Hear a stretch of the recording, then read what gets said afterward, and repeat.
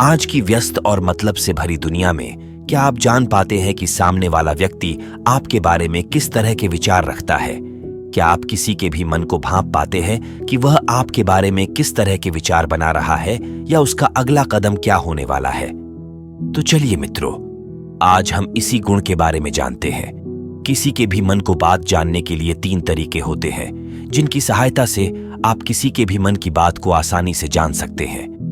वह क्या करने वाला है, किस प्रकार करने वाला है, ये सब आप समझ सकते हैं। इसको रोचक तरह से सीखने के लिए एक बुद्ध कहानी के द्वारा हम इनको जानते हैं। एक बार की बात है, एक छोटे से नगर में 2 भाई रहा करते थे।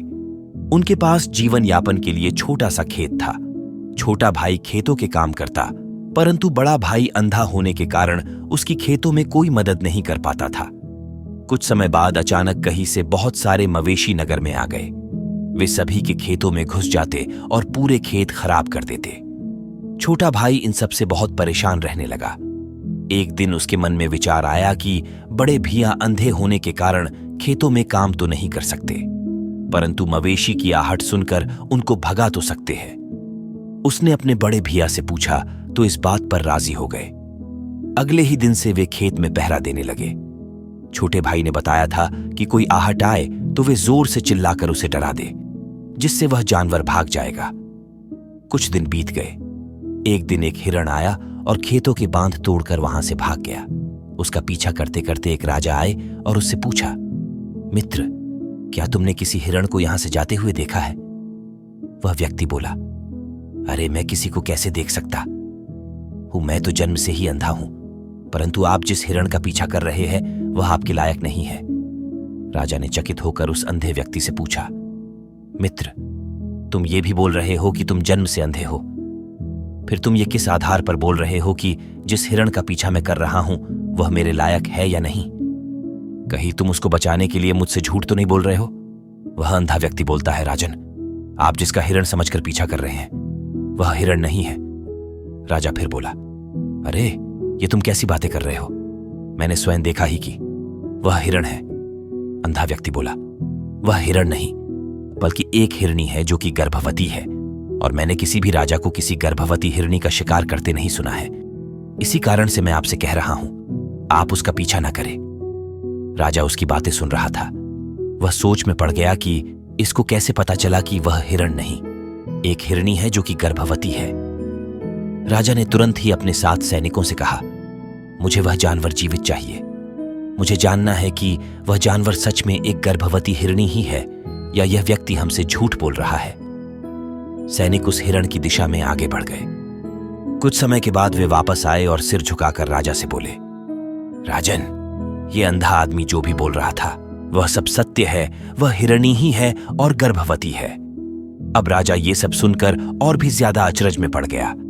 वह यह समझ ही नहीं पा रहा था कि एक अंधा व्यक्ति ये कैसे जान सकता है कि वह हिरण नहीं बल्कि एक हिरनी है, और इसके अलावा ये भी कि वह गर्भवती है। राजा को कुछ समझ नहीं आ रहा था। उसे यह बात जाननी थी, वह यह सब कैसे जानता है? राजा तुरंत ही उस व्यक्ति के पास गया और बोला, मैं ये तो नहीं जानता कि तुम सच में अंधे हो या नहीं, पर मैं जानना चाहता हूं, क्या तुम मेरी बातों का सही सही जवाब दोगे? अंधा व्यक्ति बोलता है, आप मुझसे जो भी जानना चाहते हैं आप पूछ सकते हैं, मैं आपके प्रश्नों का सही सही उत्तर दूंगा। राजा बोलता है, तुम ये भी कह रहे हो कि तुम अंधे हो, फिर भी तुमने यह बता दिया कि वह हिरण नहीं हिरनी है, वो भी गर्भवती। अब तुम ही बताओ, मैं कैसे इस बात पर विश्वास कर लूं? अंधा व्यक्ति बोला, उसकी रफ्तार हिरण के मुकाबले कम थी और एक हिरण या हिरनी मेरे खेत की बांध को आसानी से कूदकर पार कर सकती है, पर उसने बांध को तोड़ दिया क्योंकि वह नहीं चाहती थी कि उसके बच्चे को कुछ हो जाए। इसी तरह मैंने पता लगाया कि वह हिरण नहीं हिरनी है। राजा बोला, तुम्हारे खेत में तो बहुत से जानवर आते होंगे, फिर तुमने कैसे पता लगाया कि वह एक हिरनी ही थी? अंधा आदमी बोला, मैं दिन रात यही रहता हूं, मैं जानवर की आहट से पहचान लेता तू कि कौन सा जानवर है, फिर उसी हिसाब से चिल्लाता हूं जिससे जानवर भाग जाता है। राजा उसकी बातों से पूरी तरह संतुष्ट हो जाता है और मन में सोचता है कि ये व्यक्ति भले ही अंधा है परंतु बहुत ज्ञानी मालूम पड़ता है, और राजा वहां से चला जाता है। कुछ दिनों के बाद राजा उसे अपने महल बुलवाता है। वह उस अंधे व्यक्ति से बोलता है, मित्र, मैं जानना चाहता हूं कि क्या मेरी पत्नी पतिव्रता है? क्या तुम मेरी वह बात जानने में मदद करोगे? यह सुनकर अंधा व्यक्ति बोला, राजन, ये आप कैसी बातें कर रहे हैं? आपकी शादी को कितने वर्ष हो चुके हैं? आप आज ऐसी बातें क्यों कर रहे हैं? यह बिल्कुल उचित नहीं है। राजा ने बोला, यह सब मुझे नहीं पता। तुमको मेरी सहायता तो करनी ही होगी, नहीं तो मैं तुमको मृत्युदंड दे दूंगा। विवश होकर वह अंधा व्यक्ति बोलता है, ठीक है, अगर आप ये जानना ही चाहते हैं तो जो मैं कहूंगा वो आपको करना होगा। राजा बोलता है, बताओ मुझे क्या करना होगा? अंधा व्यक्ति बोला, आपको अपनी पत्नी को मेरे साथ एक कमरे में छोड़ना होगा। पहले तो राजा उसकी इस बात को सुनकर क्रोधित होता है, फिर कुछ सोचने के बाद वह अपने सेनापति से अपनी पत्नी और उस अंधे आदमी को एक कमरे में छोड़ने के लिए कह देता है। सेनापति आदेश का पालन करता है और उन्हें एक कमरे में छोड़ देता है। कुछ समय वहां ऐसे ही रहने के बाद अंधा आदमी रानी जी से कहता है कि मुझे आपको छूना है। इस बात पर रानी इतनी क्रोधित हो जाती है कि उनके आसपास जो भी चीज होती है वह उससे उस अंधे आदमी को मरने लगती है और बहुत बुरा भला कहती और लात गुस्से मारकर उसे अधमरा कर देती है। इसके बाद वह अंधा आदमी किसी तरह से अपनी जान बचाता है और वापस राजसभा में पहुंचता है। वह राजा से कहता है, माफ कीजिएगा राजन, परंतु आपकी पत्नी पतिव्रता नहीं है। इतना सुनते ही राजा अपना आपा खो देता है।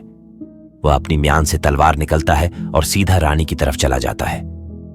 रानी से गुस्से में बोलता है, आज मैं आपसे जो भी सवाल पूछूंगा आप उसके सही सही जवाब देंगी। अगर ऐसा नहीं किया तो मैं आपका सर यही धड़ से अलग कर दूंगा।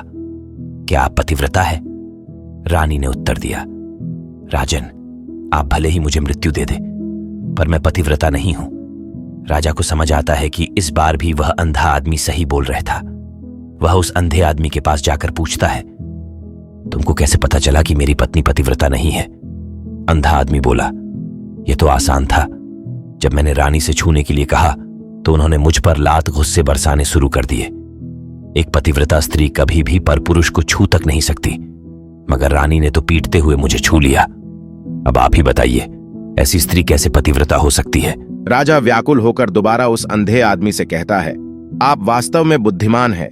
मैं आपसे एक और बात जानने की इच्छा रखता हूँ। क्या आप बता सकते हैं कि क्या मैं अपने ही पिता का बेटा हूँ? अगर तुमने इस बात का सही सही जवाब दे दिया तो मैं तुमको यहां से जाने दूंगा।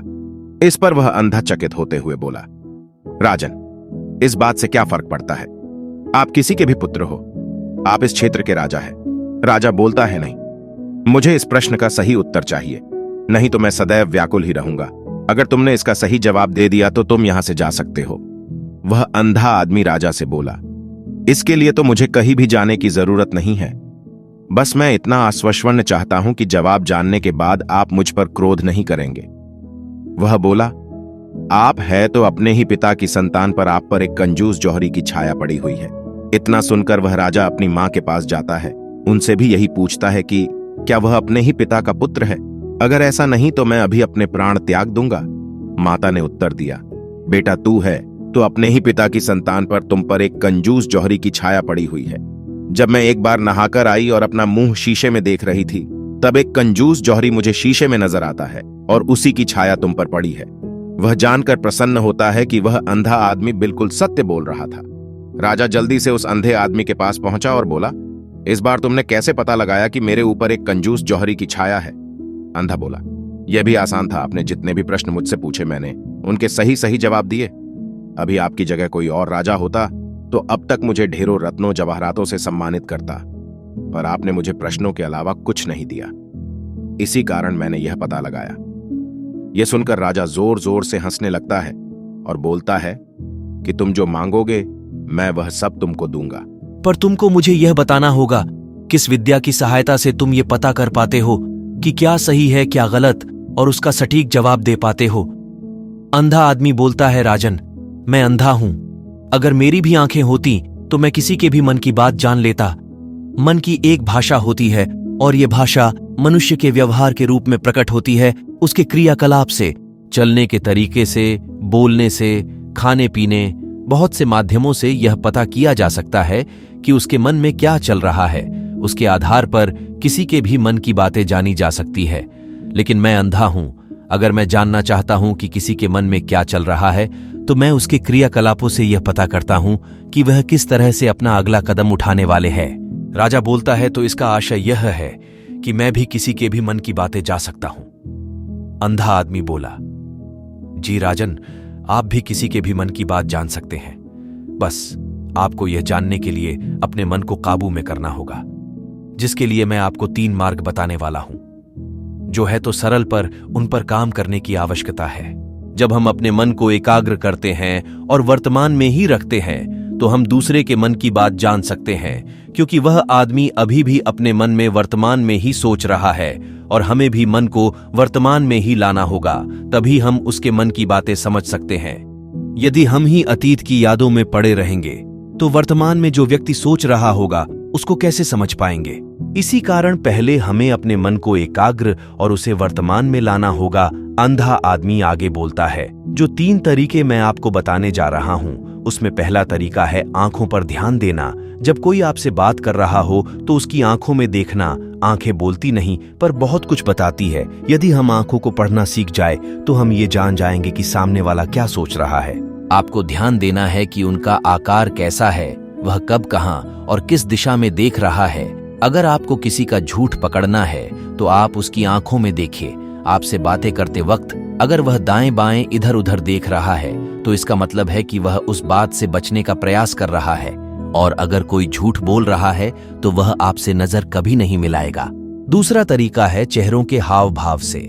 आप अगर चेहरे पर गौर करें तो आप पता कर सकते हैं कि वह व्यक्ति दुखी है, सुखी है, उत्साहित है या किसी पीड़ा से जूझ रहा है। व्यक्ति का चेहरा यह सब आसानी से बता देता है, चाहे वह व्यक्ति कुछ बोले या नहीं। और अंतिम और तीसरा तरीका है हाथों के इशारे और शरीर का व्यवहार। मन की बात जाननी है तो हाथों के इशारे और शरीर के व्यवहार को समझना बहुत जरूरी है। आपने देखा होगा कि जब हम किसी से बात करते हैं तो शरीर उसकी प्रतिक्रिया या इशारे हाथों के माध्यम से देता है। इसे बॉडी लैंग्वेज कहा जाता है, जिससे हमें पता चलता है कि व्यक्ति हमारी बातों पर कितना ध्यान दे रहा है और वह आगे क्या करने वाला है। हाथों और शरीर की प्रतिक्रिया से यह बातें जानने में और अधिक आसानी हो जाती हैं। यदि हम इन 3 तरीकों को समझ ले तो हम किसी के भी मन की बात बड़ी सहजता से जान सकते हैं।